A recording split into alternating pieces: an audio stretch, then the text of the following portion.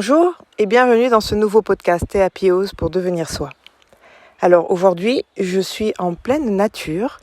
Je suis partie marcher ce matin pour tout simplement m'oxygéner un petit peu, tant physiquement que mentalement, parce que j'aime bien prendre le temps d'aller découvrir des nouveaux lieux, puisque les voyages sont depuis presque 2 ans quasi nuls pour moi. J'explore en fait les hauteurs de ma ville, des petits villages aux alentours, et je peux vous assurer qu'il y a vraiment des endroits formidables à découvrir pas loin de la maison. Voilà, et je pense que dans toutes les régions c'est pareil. On part souvent au bout du monde pour visiter des lieux et des cultes, des endroits qui sont merveilleux, magiques, et en fait on prend même pas le temps de regarder autour de soi. Et c'est ça qui est dommage, c'est que parfois on s'égare à vouloir découvrir des choses loin, et en fait elles sont tout près. C'est un petit peu comme le développement personnel, on cherche souvent à l'extérieur pour aller mieux, pour se comprendre, pour trouver des solutions, alors qu'en fait il faut se plonger à l'intérieur de soi, essayer de trouver ses croyances, ses valeurs, ses peurs, ce qui vous limite, et puis apprendre à les dépasser. Donc voilà. Aujourd'hui, ce podcast, j'avais envie de vous parler tout simplement de ce sentiment qu'éprouvent certaines personnes, qui est la solitude. Pourquoi je vous parle de ça maintenant ? Parce que je suis, comme je vous l'ai dit, depuis 1h30, je marche, j'ai rencontré personne. Je suis au milieu de la végétation, il n'y a rien, je suis seule. Et ce sentiment que je ressens, n'est pas de la solitude. Au contraire, c'est, plutôt un apaisement de pouvoir se ressourcer. Parce que la solitude, c'est un sentiment en fait négatif. Ce sentiment de solitude, on le ressent quand on a la sensation qu'on n'est pas apprécié, qu'on n'est pas aimé, qu'on n'est pas entouré, qu'on n'a pas d'amis, qu'on se sent seul. Ça, effectivement, c'est de la solitude, et ça, c'est négatif et c'est pesant au quotidien, chaque jour. Par contre, si on prend le temps de comparer la solitude avec être solitaire, ce qui est mon cas. Je suis quelqu'un de solitaire, ça veut dire que j'ai autant besoin de partager avec les autres, avec ma famille, mes amis, mon amour, peu importe. Mais en tous les cas, j'ai besoin aussi d'être toute seule, quelque part. Mais j'ai besoin aussi d'être solitaire. Un petit peu comme ce jeu, vous savez, où il faut manger tous les pions, il n'en reste plus qu'un à la fin. Moi... ce sentiment d'être solitaire, en fait, il m'apaise, il me fait vraiment du bien. Parce qu'en fait, il me permet de me recentrer sur ce que j'aime faire, sur ce que j'ai envie de faire, sur ce que je me projette de faire. Vous voyez, quelque chose, en fait, qui m'inspire.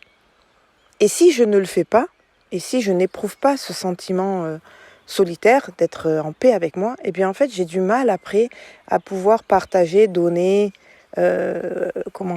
impulser des nouveaux élans, de pouvoir avancer. Voilà, moi c'est vraiment quelque chose que j'ai besoin. Et je pense que les gens, parfois on mélange être solitaire et la solitude. Voilà, c'est complètement 2 sentiments différents.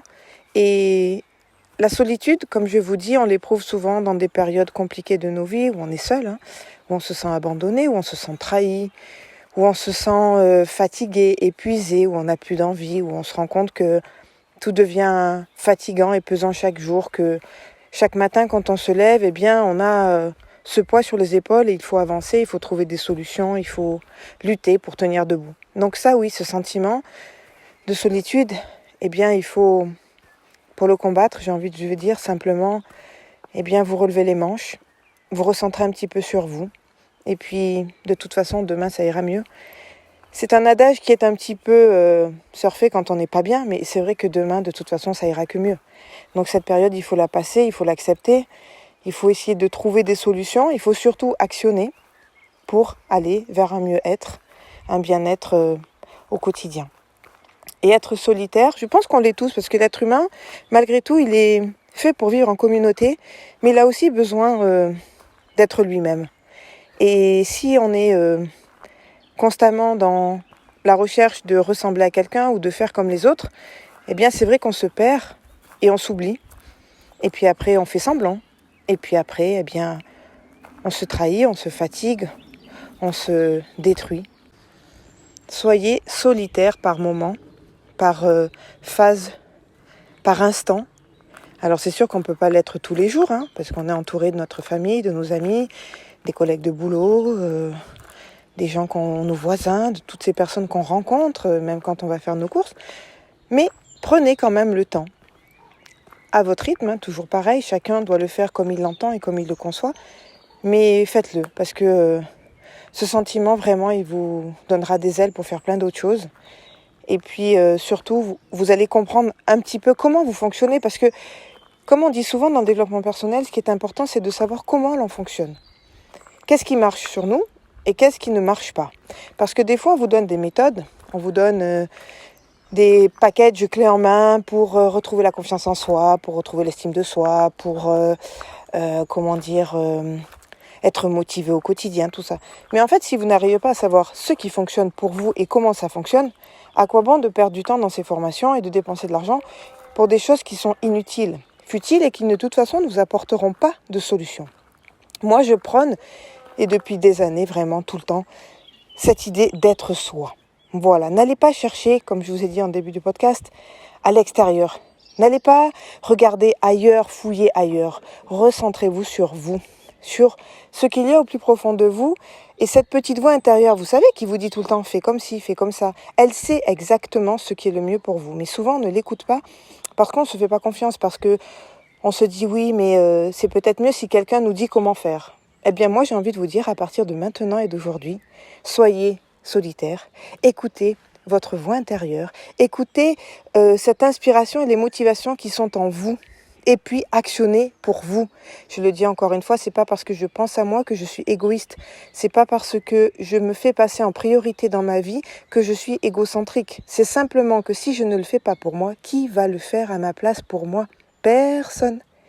Et oui, c'est un constat évident, je sais que vous me comprenez, mais faites-le, vraiment, vraiment, soyez vous-même. Arrêtez de ressembler à quelqu'un ou d'essayer d'être quelqu'un.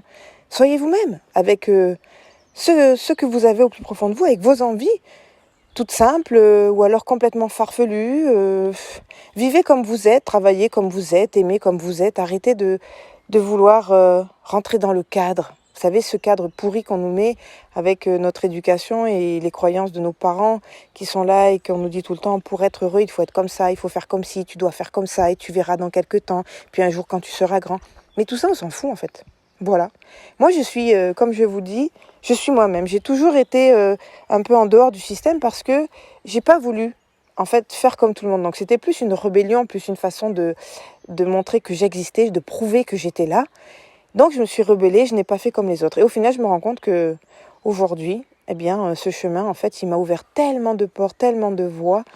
Il m'a permis d'être vraiment moi-même, de vivre ma vie comme je l'entends, d'être épanouie depuis beaucoup d'années, depuis plusieurs années. J'ai vécu plusieurs vies en une vie déjà. Enfin, moi, j'ai une chance inouïe. Je remercie franchement mon caractère, on va dire, un peu d'obstination bornée qui m'a fait avancer parce que, oui, je me suis fait seule, mais ce qui est sûr, c'est que les rencontres que j'ai faites, les gens qui m'ont peut-être parfois donné des conseils, guidés, orientés, je les ai écoutés et après, je faisais en fonction de ce que vraiment j'avais au fond de moi. Donc je me suis plantée aussi, vous savez, j'ai pris des murs, j'ai pris des portes, je suis tombée. Mais je me suis toujours relevée parce que je savais qu'au fond de moi, j'étais quelqu'un de bien. Voilà. Et c'est ça aussi qu'il faut que vous compreniez, c'est qu'au fond de vous, vous êtes une belle personne. L'être humain, c'est une personne magique, exceptionnelle. On a des capacités en nous, mais exponentielles. Il suffit seulement d'y croire et d'y aller. Alors, soyez un petit peu plus égoïste, pensez à vous. Soyez un petit peu plus solitaire pour vous reconnecter avec vous-même et vivez votre vie. Voilà, je vous souhaite une excellente journée. Encore merci de me suivre. Ça me fait un énorme plaisir de partager avec vous ces moments de ma vie. Donc pour tout ça, je vous dis merci, je vous dis à très vite. Prenez bien soin de vous, prenez soin de vos proches, prenez soin de la vie et vivez votre vie. À très vite, au revoir, merci et à bientôt.